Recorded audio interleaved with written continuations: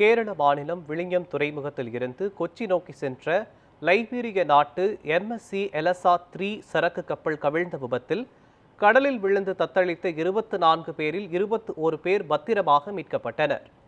இது குறித்த கூடுதல் விவரங்களை நமது செய்தியாளர் ரமேஷ்குமார் வழங்க கேட்கலாம். ரமேஷ்குமார், படகிலிருந்து மீட்கப்பட்டவர்கள் தொடர்பான முழுமையான விவரங்களை பதிவு பண்ணுங்க. மோகன், கேரள மாநிலம் விழிஞம் துறைமுகத்திலிருந்து நேற்று முன்தின மாலை கொச்சி நோக்கி ஒரு லைபீரியா நாட்டு MSC எல்சா 3 என்ற ஒரு சரக்கு கப்பல் சென்று கொண்டிருந்தது. குறிப்பாக இது கொச்சி கடல் பகுதியிலிருந்து 38 நாட்டிகள் தொலைவில் சென்று கொண்டிருக்கும் பொழுது அதில் அந்த படகு 26 டிகிரி சரிந்த கோணத்தில் விபத்து என்பது முதலில் ஏற்பட்டது. இதனைத் தொடர்ந்து கடற்படையினருக்கு தகவல் என்பது கொடுக்கப்பட்டு மீட்பு பணியில் ஈடுபட்டனர். ஆனால் மீட்பு பணி என்பது முதல் கட்டத்தில் தோல்வி என்பது அடைந்தது. இந்த நிலையில் அந்த கப்பலில் சென்று கொண்டிருந்த கேப்டன், உதவி கேப்டன் உள்ளிட்ட 24 பேர் கடலில் தத்தளித்த ஒரு நிலையும் காணப்பட்டது. முன்னதாக நேற்று மாலையிலிருந்து இன்று விடிய அந்த ஒரு மீட்பு பணியில் முதல் கட்டமாக 21 ஊழியர்களை கடல் படையினர் மீட்டிருக்கின்றனர். அது மட்டுமின்றி தற்பொழுது பார்க்கும் பொழுது மீதம் இருந்த கேப்டன், உதவி கேப்டன் உள்ளிட்ட 3 பேரும் தற்பொழுது மீட்கப்பட்டிருக்கின்றனர். நேற்று மாலை முதல் இதுவரையிலும் நடந்த அந்த மீட்பு பணியில் 24 பேரும் தற்பொழுது பத்திரமாக மீட்கப்பட்டு அவர்கள் கொச்சி தற்பொழுது அழைத்து வரப்பட்டிருக்கின்றனர். இந்த நிலையில் அந்த கப்பலில் 400க்கும் மேற்பட்ட கண்டெய்னர் என்பது இருந்திருக்கிறது. இதில் முதல் கட்டமாக 6லிருந்து 9 கண்டெய்னர் அது கடலில் அது விழுந்திருப்பதாக தகவல் என்பது கிடைக்கப்பட்டன.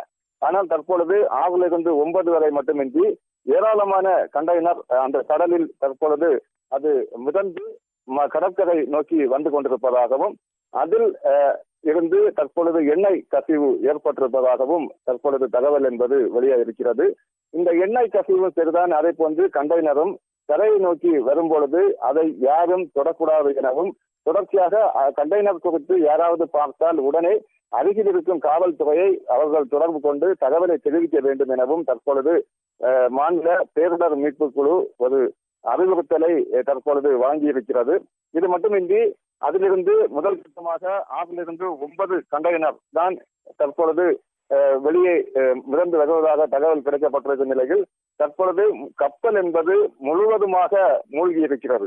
இதனால் மேலும் அந்த எண்ணெய் என்பது பல பகுதிகளில் தொடர்ந்து வரும் சூழலும் காண முடிகிறது.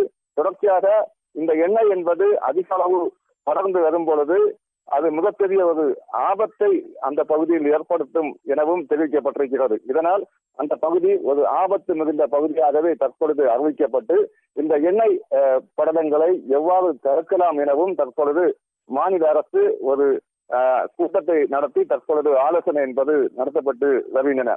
தொடர்ச்சியாக இந்த கண்டெய்னர் என்பது கரையை நோக்கி ஒரு சில கண்டெய்னர் என்பது வந்து கொண்டிருக்கும் நிலையில் கப்பலை மீட்கவும் தொடர்ச்சியாக முயற்சி என்பது நடைபெற்றுக் கொண்டிருந்தன. ஆனால் அது இறுதி கட்டத்தில் அது தோல்வியை அடைந்த நிலையில் முழுவதுமாக ஒரு மூழ்கும் நிலைக்கு தள்ளப்பட்டிருக்கின்றன. சம்பவ இடத்தில் INS சுஜாதா உட்பட 2 கடற்படை கப்பல்களும் அதே போன்று ராணுவ ஹெலிகாப்டரும் மீட்பு பணியில் தொடர்ச்சியாக ஈடுபட்டு கொண்டிருக்கின்றனர். இருப்பினும் அதிலிருந்து கண்டெய்னரையாவது மீட்க முடியுமா என்ற ஒரு கோணத்திலும் தற்பொழுது முயற்சிகள் என்பது நடைபெற்று கொண்டிருக்கின்றன. மோகன், கொச்சி நோக்கி சென்ற லைபீரிய நாட்டு சரக்கு கப்பல் கவிழ்ந்த விபத்தில் 24 பேர் கடலில் தத்தளித்த நிலையில் 21 பேர் பத்திரமாக மீட்கப்பட்டிருக்கின்றனர். மேலும் மீட்பு பணிகள் தொடர்பாக அரசு அதிகாரிகள் ஆலோசனை மேற்கொண்டு வருகிறார்கள் என்பது பற்றிய முழுமையான விவரங்களை வழங்கியதற்கு நன்றி ரமேஷ்குமார்.